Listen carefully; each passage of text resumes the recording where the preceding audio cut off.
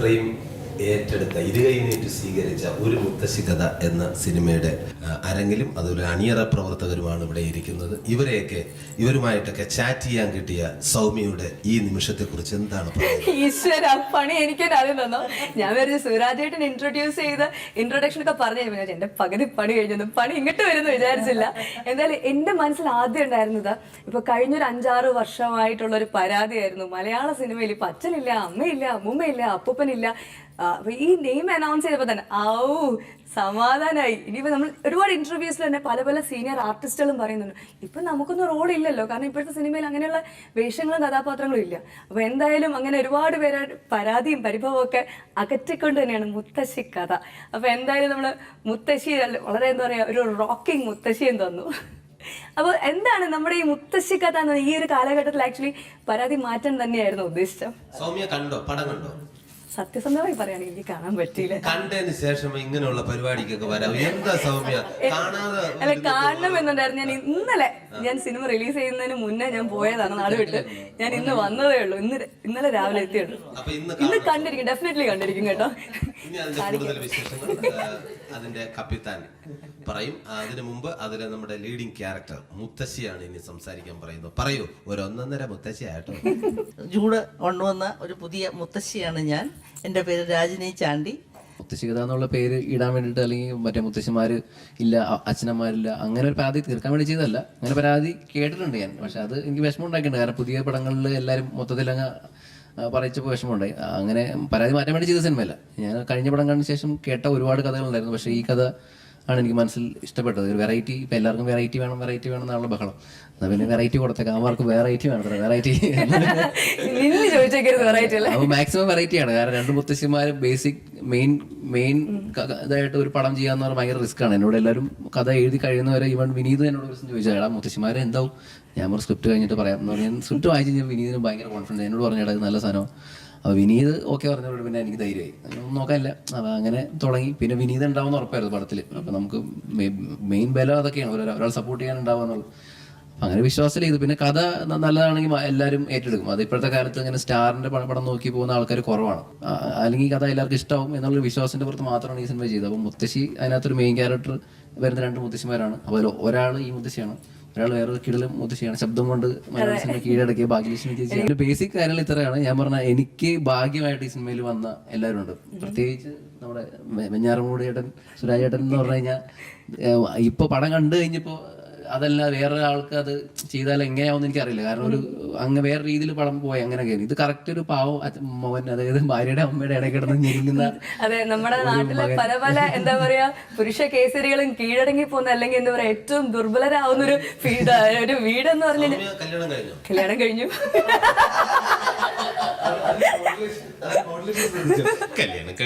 അങ്ങനെ ഒരു അബദ്ധം പറ്റി. അബദ്ധമൊന്നുമില്ലല്ലോ.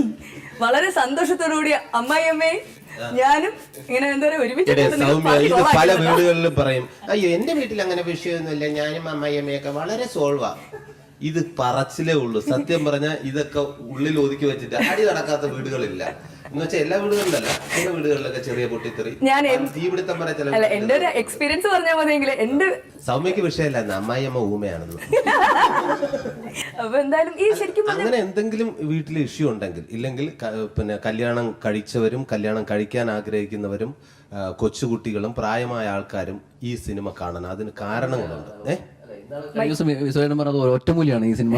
ഒറ്റമൂലിയാണ്. പ്രശ്നങ്ങൾ, ചെറിയ പ്രശ്നങ്ങളൊക്കെ സംഭവിക്കാത്ത വീടുകളില്ല. ചില സ്ഥലത്ത് ഞാൻ നേരത്തെ പറഞ്ഞ പോലെ പൊട്ടിത്തെറി, വൻ തീപിടുത്തമൊക്കെ ഉണ്ടായിട്ടുണ്ട്. ഇതിനൊക്കെ അവോയ്ഡ് ചെയ്യാൻ ഈ ഒരു സിനിമ കണ്ടാൽ മതി. അതിനൊരു ചരടുണ്ട്. എന്താണ് വിഷയമെന്ന് നമ്മൾ തിരിച്ചറിഞ്ഞാൽ മതി. തിരിച്ചറിയേണ്ട വിഷയം ഇത്രയേ ഉള്ളൂ. എനിക്ക് തോന്നിയിട്ടുള്ളത്, ഒന്ന് പ്രായമായ ആൾക്കാർ ചിന്തിക്കുന്നതും അവർ ആഗ്രഹിക്കുന്നതും അവരുടെ പ്രവൃത്തി എന്താണെന്നുള്ളത് നമുക്കറിയില്ല. നമ്മൾ ആഗ്രഹിക്കുന്നതും ചിന്തിക്കുന്നതൊക്കെ എന്താണെന്നുള്ളത് പ്രായമായ ആൾക്കാരും അറിയില്ല. ഇത് ഇവർ അറിഞ്ഞു കഴിഞ്ഞാൽ ഉറപ്പായിട്ടും വിഷയങ്ങളിൽ നിന്നെല്ലാം മാറി ഇതിനേക്കാൾ, ഇപ്പം നിങ്ങൾ നന്നായിട്ടാണ് കുടുംബജീവിതം കൊണ്ടുപോകുന്നത്, ഇതിനേക്കാൾ സന്തോഷകരമായിട്ട് കൊണ്ടുപോകാൻ സാധിക്കും. അതിന് ഒറ്റമൂലി എന്താണെന്ന് പറഞ്ഞാൽ ഒരു മുത്തശ്ശി കഥ.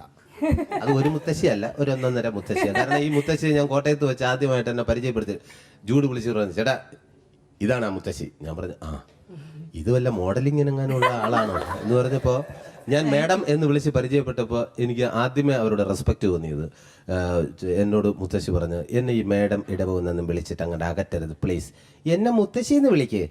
സാധാരണ ഒരു ലേഡി ആരെങ്കിലും നമ്മൾ കാണും മാഡം എന്ന് വിളിച്ചില്ല എങ്കിൽ അവർ എക്സ്ക്യൂസ് മീ അങ്ങനെ അമ്മച്ചിന്ന് വിളിക്കേണ്ട, എന്നെ മാഡം എന്ന് വിളിക്കുക എന്ന് പറയുന്ന ആൾക്കാരെയും ഞാൻ കണ്ടിട്ടുണ്ട്. പക്ഷെ ഇത് ആദ്യമേ തന്നെ മുത്തശ്ശി ആ മനസ്സ് തുറന്ന് തന്നെ പറഞ്ഞു, എന്നെ മുത്തശ്ശി എന്ന് വിളിച്ചാൽ മതി, ഐ എം എന്തോ 65 വയസ്സാടാ എന്ന് പറഞ്ഞു. ഞെട്ടിപ്പോയി. ഇത് കണ്ട് 65 തോന്നുന്നു. നമ്മൾ കൈരളി ടി വി എന്നാണ് പറഞ്ഞപ്പോൾ അമ്മച്ചി എന്നോട് ആദ്യം പറഞ്ഞെന്താ അറിയോ, ആദ്യം കൈരളി ടി വി സ്റ്റാർട്ട് ചെയ്ത സമയത്ത് നമ്മുടെ ചാനലിൽ എയറോബിക്സ് ഒക്കെ ചെയ്തിട്ടുണ്ടെന്ന്. അത് ആക്ച്വലി ഞാൻ തന്നെ ഒന്ന് ഞെട്ടിപ്പോയി. ഇത് എനിക്ക് തോന്നുന്നു പുള്ളിക്കാരത്തി ഉള്ളിൽ കുറേ കാര്യങ്ങളൊക്കെ ചെയ്ത് വെച്ചിട്ടുണ്ട്. നമുക്ക് അറിയാനുള്ള സമയം വരുന്നത്. 4 മണിക്ക് എഴുന്നേറ്റ് ജിമ്മിൽ പോകുന്ന ആളാണ്. ഈശ്വര, അപ്പൊ എല്ലാ രീതിയിലും നമുക്കൊരു ഇൻസ്പിറേഷൻ തന്നെയാണ്. തീർച്ചയായിട്ടും ഈ മുത്തശ്ശിയെ കണ്ട് പഠിക്കും എല്ലാവരും. അത്രത്തോളം ഒരുപാട് കാര്യങ്ങൾ, അതായത് ഹിഡൻ ടാലൻസ് ഒരുപാട് നമ്മൾ പുറത്തേക്ക് എന്താ പറയുക സ്റ്റെപ്പ് ബൈ സ്റ്റെപ്പ് ആയിട്ട് പുറത്തേക്ക് കൊണ്ടുവരും. അതാണ് വയസ്സായ ആൾക്കാർക്ക് ഒരുപാട് ആഗ്രഹമുണ്ട്, അവർക്ക് ഇനി ഒരുപാട് കാര്യങ്ങൾ ചെയ്തു തീർക്കാനുണ്ട്. ഇതൊന്നും നമ്മളെപ്പോലുള്ള ആൾക്കാർ അറിയില്ല. നമ്മൾ വിചാരിക്കും അമ്മ ഇനിയിപ്പോൾ പ്രായമായിട്ട് എന്ത് ചെയ്യാം, അവരവിടെ എങ്ങനെ ഇരിക്കട്ടെ എന്ന് ചിന്തിക്കുന്ന പല പിന്നെ മക്കൾമാരുണ്ടെങ്കിൽ, ഇല്ലെങ്കിൽ മക്കളൊക്കെ ഉണ്ടെങ്കിൽ അവരെത്രയും പെട്ടെന്ന് ഈ സിനിമ കാണുക. ഇനിയും അവർക്ക് ഒരുപാട് ചെയ്യാനുള്ള അവസരങ്ങളുണ്ട് അല്ലേ? കറക്റ്റ് അല്ലേ? കറക്റ്റ്. പിന്നെ ഇതായിരിക്കുകയാണ് വിനീത് ശ്രീനിവാസൻ. ശരിക്കും എനിക്ക് ജനിക്കാതെ പോയ എൻ്റെ അച്ഛനാണ്. എൻ്റെ അച്ഛനാന്ന്. കാരണം വേറെ ഒന്നുമല്ല, സിനിമ കണ്ടവർക്ക് അത് ക്ലിയർ ആക്കി കൊടുക്കട്ടെ. ഇനി ഇല്ലെങ്കിൽ അതിൽ കയറി ഇനി കൗണ്ടർ അടിച്ചുകൊണ്ടിരിക്കും. അതായത് ഈ സിനിമയിൽ ഈ മുത്തശ്ശി, അതായത് എൻ്റെ അമ്മയുടെ പിന്നെ കാമുകനാണ്, പഴയ കാമുകനാണ്. പറയാമോ? സർപ്രൈസ് ഒക്കെ പൊളിഞ്ഞു കഴിഞ്ഞു നമ്മൾ സിനിമ റിലീസ് ചെയ്ത്. ബാക്കി ഇന്റർവ്യൂലൊക്കെ ഇല്ല, എനിക്ക് അത് എന്താണെന്ന് റിവീൽ ചെയ്യാൻ പറ്റില്ല എന്നൊക്കെ പറഞ്ഞിങ്ങനെ നിൽക്കുക. എന്തായാലും നമ്മൾ സിനിമ ഒക്കെ കണ്ടു കഴിഞ്ഞു, കാര്യങ്ങളൊക്കെ അറിയാം, അച്ഛനും അമ്മയൊക്കെ ആരാണെന്നൊക്കെ ഞങ്ങൾക്ക് അറിയാം. വിനീത് ശ്രീനിവാസന് പിറക്കാതെ പോയ മകനാണ് സുരാജിലേക്ക്. എന്തായാലും അത് കൊള്ളാം. അങ്ങനെയൊക്കെ വരും പത്രത്തിൽ. വേദനയോടെ ഞാനത് സ്വീകരിക്കുന്നു.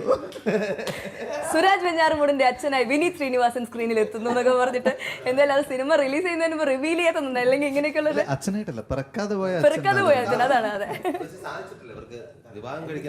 Okay okay okay. ഇത് എൻ്റെ മകളാണ്. അതെ, അപർണ. എന്താ പറയുക, ഇവർ രണ്ടുപേരുടെയും ഒരു ഫസ്റ്റ് സോങ് വന്നപ്പോൾ, അപർണ ഇതിലുണ്ടെന്ന് അറിയാം, നിങ്ങൾ രണ്ടുപേരും സോങ് വന്നപ്പോഴാണ് എന്താ സംഭവം. ആക്ച്വലി ഒരു റെട്രോ സ്റ്റൈലിൽ പഴയ നമ്മുടെ ക്യാമ്പസിലൊക്കെ കാണുന്ന പോലത്തെ ഹെയർ സ്റ്റൈലൊക്കെ വെച്ചിട്ട് വിനീതിൻ്റെ പടം കണ്ടപ്പോൾ നമുക്ക് പെട്ടെന്ന് എനിക്ക് പാവം രാജകുമാരിലെ ശ്രീനിവാസൻ സാറിനെയാണ് ഇപ്പം ശരിക്കും ഓർമ്മ വന്നത്. മീശയില്ലാത്ത അപ്പിയറൻസ് ഒക്കെ ഞങ്ങൾ ഇങ്ങോട്ട് വരണ വഴിക്കത് പറയുകയുണ്ടായി. അപ്പോൾ ആ ഒരു പഴയ സ്റ്റൈലിൽ അതെന്താണ് എന്ന് സിനിമ കണ്ടവർക്കൊക്കെ അറിയാം. അമ്മച്ചിയുടെ എന്താ പറയുക പഴയ പ്രണയം അവതരിപ്പിക്കുന്നതായിരുന്നു. Flashback. രണ്ടുപേരും ഫ്രണ്ട്സ് ആണെന്ന് എനിക്കറിയാം. ഗുരു ശിഷ്യൻ പറഞ്ഞു, എങ്ങനെയുണ്ടായിരുന്നു ഗുരുവും ശിഷ്യനും തമ്മിലുള്ള ആ ഒരു? ഇപ്പോഴും എന്താ പറയുക, ഇരുത്തിക്കൊണ്ട് പൊക്കി പറഞ്ഞല്ല, രണ്ടുപേരുടെയും ഒരു മെയിൻ ക്വാളിറ്റി, രണ്ടുപേരും നായകന്മാരാണല്ലോ. വിനയം എന്നുള്ള സാധനം, അവളുടെ പേര് വിനയാന്ന് പറഞ്ഞിട്ടിരുന്ന നീ കറക്റ്റ് ആയിരുന്നു.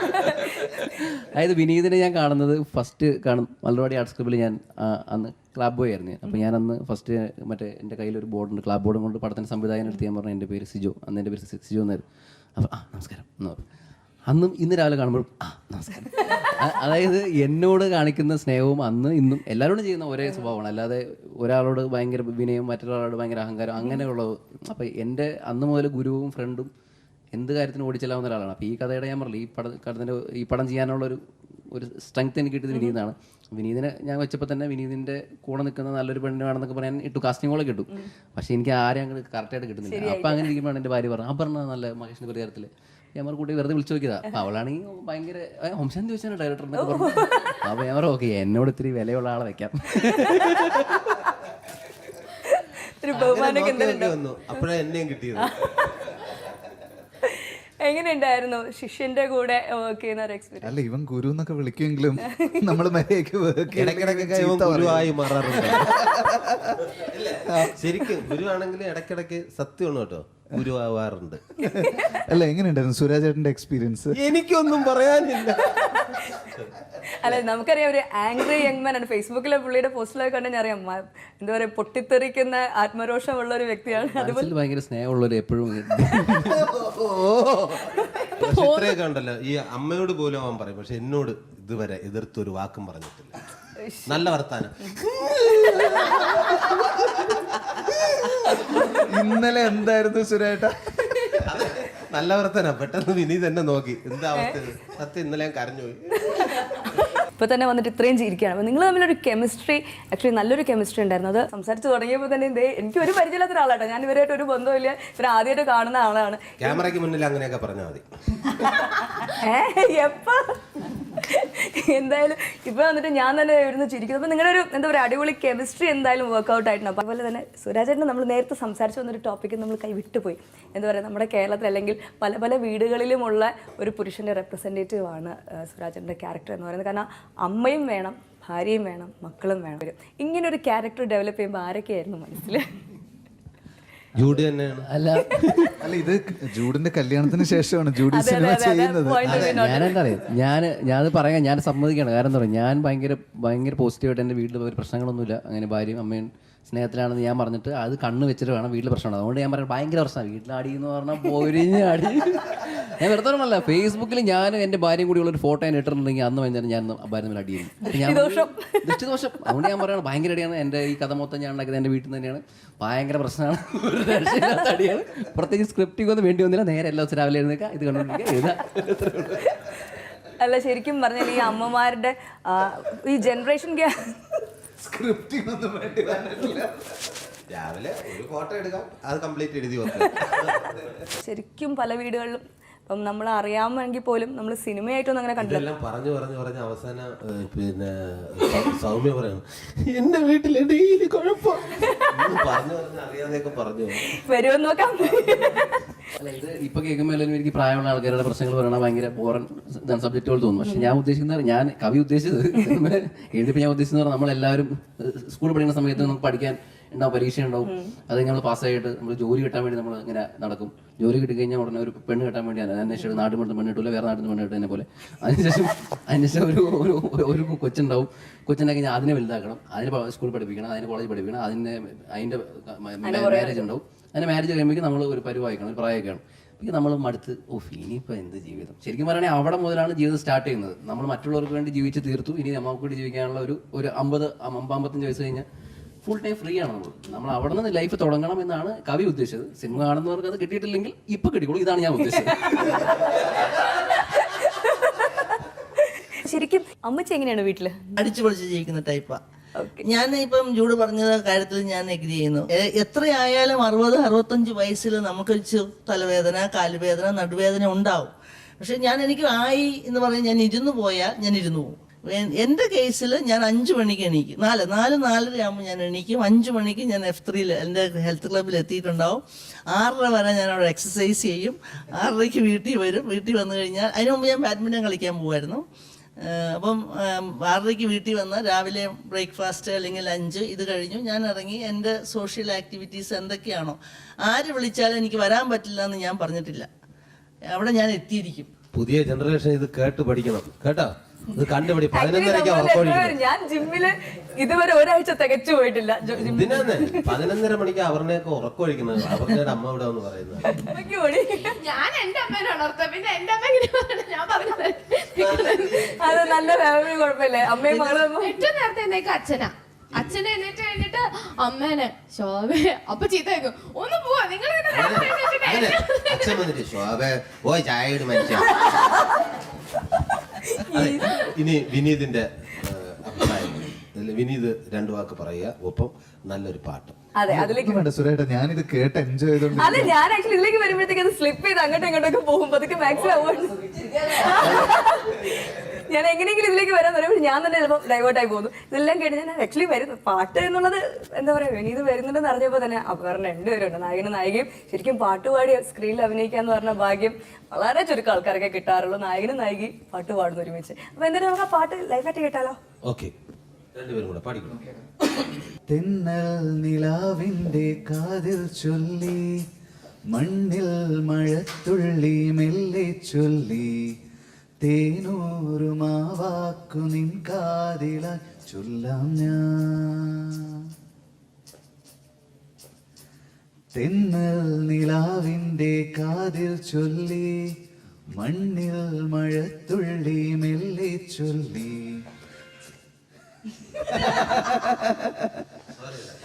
മറ്റേ ആഡ് കാണിക്കേണ്ടി വരും. തിയേറ്ററിൽ മൊബൈൽ ഫോൺ സൈലന്റ് ആക്കേണ്ടി വരും. മണ്ണിൽ മഴത്തുള്ളി മെല്ലെ ചൊല്ലി, തേനൂറുമാവാക്കു നിൻ കാതിലായി ചൊല്ലാം ഞാൻ. രാക്കിനാവിൻ തീരങ്ങളിൽ ഇന്നിന്നു വന്നു നീ കാത്തിരുന്നു ജന്മങ്ങളായി നിന്നെ ഞാൻ. തെന്നൽ നിലാവിൻ്റെ കാതിൽ ചൊല്ലി മണ്ണിൽ മഴത്തുള്ളി മെല്ലെ ചൊല്ലി തേനൂറുമാവാക്കു നിൻ കാതിലായി ചൊല്ലാം ഞാൻ. പാട്ട് കൂടെ കിട്ടുന്ന അവർക്ക് തോന്നിയിരുന്നോ? പാട്ടുകാരി ആണെന്ന് അറിഞ്ഞിട്ടും പാട്ട് പാടിപ്പിക്കാന്നുള്ള ഉദ്ദേശത്തോടു കൂടി തന്നെയാണോ കാസ്റ്റ് ചെയ്തത്? ആക്ച്വലി ഞാൻ കാസ്റ്റ് ചെയ്തതിന് ശേഷം ഇവളുടെ അച്ഛൻ ഇവര് മൂന്നിനെ കാണാൻ വന്നത്, ആദ്യമായിട്ട് കാണുന്നത്. അപ്പോൾ അച്ഛൻ എന്നോട് പറഞ്ഞു, ജൂടെ ഇവൾക്ക് നല്ല വേഷം കൊടുത്തില്ലെങ്കിൽ നല്ലൊരു പാട്ട് കൊടുക്കണം, എനിക്ക് ഇവളൊരു പാട്ടുകാരിയെ കാണുന്നതാണ് ആഗ്രഹം എന്ന് പറഞ്ഞാൽ. അച്ഛനും അമ്മയും പാടും, ഇവർ കുടുംബം മൊത്തം. ഞാൻ കഴിഞ്ഞ ദിവസം ചോദിക്കും, നിങ്ങളുടെ വീട്ടിൽ ഭയങ്കര കോമഡി ആയിരിക്കുമല്ലോ, രാവിലെ എഴുന്നേറ്റും ഭയങ്കര പാട്ടായിരിക്കും 3 പേരും. വിനീതാറ്റിനും ഞാൻ അഭിനയിച്ച് ഞങ്ങൾ തന്നെ പാടാന്ന് പറയുമ്പോൾ അത് ഭയങ്കര സ്പെഷ്യൽ ആണല്ലോ. അതുകൊണ്ട് എനിക്ക് അതിൽ വളരെയധികം സന്തോഷമുണ്ട്. അപ്പൊ ഈ അമ്മച്ചീനെ കാസ്റ്റിംഗ് കോളൊക്കെ കൊടുത്ത് തന്നെ കണ്ടുപിടിച്ചതാണോ?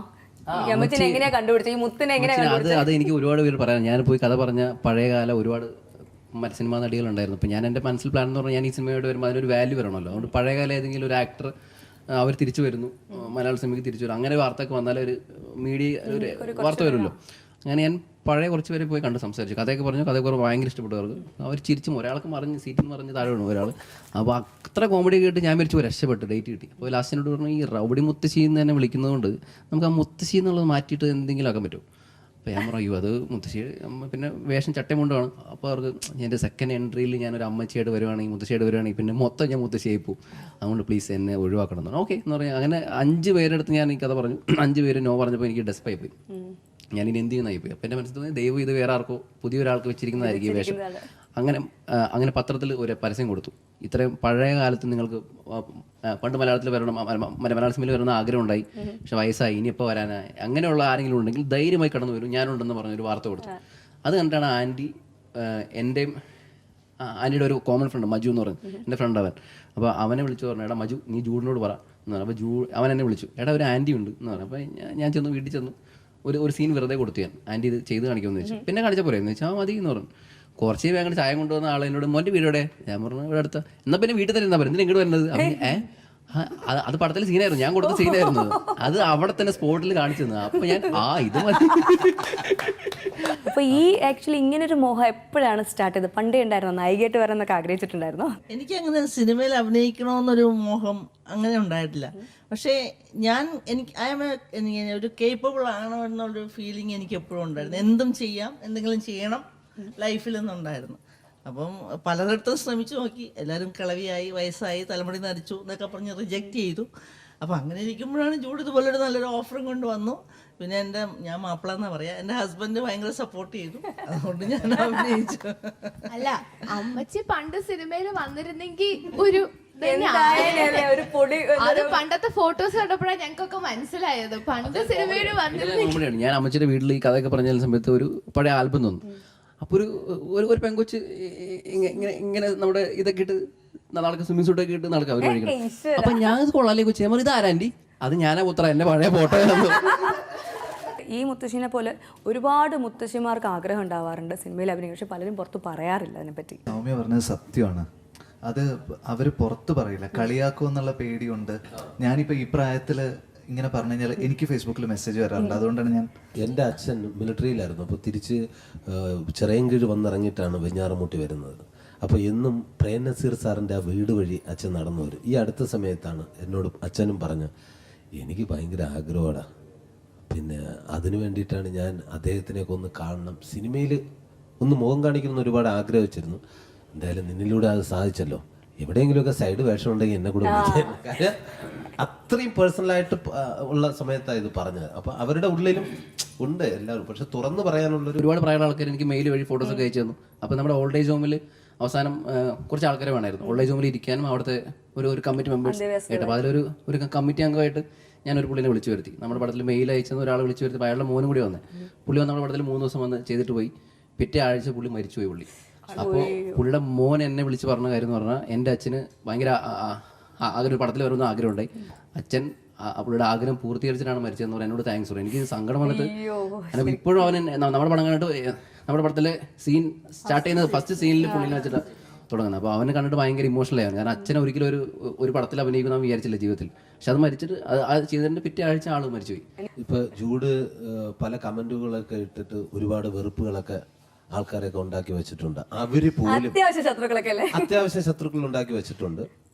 അത് ഒരു കണക്കിന് ഇപ്പോൾ വിനീത് പറഞ്ഞ പോലെ ചിലപ്പോ സത്യം ഉള്ള കാര്യങ്ങളാണ്. ചില സത്യങ്ങളൊക്കെ പറയുമ്പോൾ മറ്റുള്ളവർക്ക് ഇഷ്ടപ്പെടില്ല. അങ്ങനെയുള്ള ആൾക്കാർ പോലും ഈ സിനിമ കണ്ടിട്ട് അവനെ അങ്ങേയറ്റം നന്നായിട്ടാണ് അവര് എഴുതി അറിയിച്ചിട്ടുള്ളത്. തൻ്റെ വാക്കുപോലെയാണ്, പക്ഷെ തൻ്റെ സിനിമയെ ഞങ്ങൾ അങ്ങേയറ്റം ഇഷ്ടപ്പെടുന്നു എന്നൊക്കെ പറഞ്ഞ് എഴുതുമ്പോൾ എന്തായാലും ആ സിനിമ അത്രയേറെ ശത്രുക്കളെ പോലും ടച്ച് ചെയ്തെന്നുള്ളതാണ്.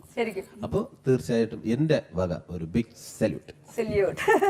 അപർണ എന്തിനു വരാതിരുന്നതിന് ചീത്ത പറഞ്ഞു. പക്ഷെ ഞാൻ ഒരു ദിവസം ഇന്ന് എല്ലാവരും പ്ലാൻ ചെയ്തു. അപ്പോൾ അപർണ ഇന്ന് വന്നില്ലെങ്കിൽ അത് എന്ന് വെച്ചാൽ ഞാൻ ദേഷ്യപ്പെടും. കാരണം എനിക്ക് എൻ്റെ ഫാമിലി പോലെ തോന്നുന്ന ആൾക്കാരുടെ മാത്രമേ ഞാൻ ചീത്ത പറയാറുള്ളൂ. അതായത് അത്രയും ദേഷ്യം തോന്നിയാൽ മാത്രമേ പറയാറുള്ളൂ. എന്നെ അത്രയും അടുത്ത ഫാമിലി ആയിരിക്കും കാര്യമായിട്ട് സംഭവിച്ചിരിക്കുന്നത്. എത്ര പറഞ്ഞാലും സുരാജ് ചേട്ടൻ അതിലേക്ക് തന്നെ പോകുന്നുണ്ട്. സുരാജ് ചേട്ടൻ ഒരിക്കലും ഞാൻ ചീത്ത പറയില്ല, ചുമ്മാ പറയുന്നത്, കള്ളം പറയാതെ നന്നായി വരുമെന്ന് പറഞ്ഞിട്ടുള്ളൂ. ഇതുപോലത്തെ നന്മയുള്ള സിനിമകൾ കണ്ട് നമുക്ക് വീട്ടിലേക്ക് നന്മ കൊണ്ടുപോകാം. അത് ആക്ച്വലി ആ നന്മ നമുക്ക് സന്തോഷമേ നൽകുള്ളൂ. അപ്പൊ നമുക്ക് എന്തായാലും കൺക്ലൂഡ് ചെയ്യുന്നതിന് മുന്നേ ഒരു പാട്ടും കൂടി ആയാലോ? കാറ്റുമൂളിയോ പ്രണയം. Thank you so much.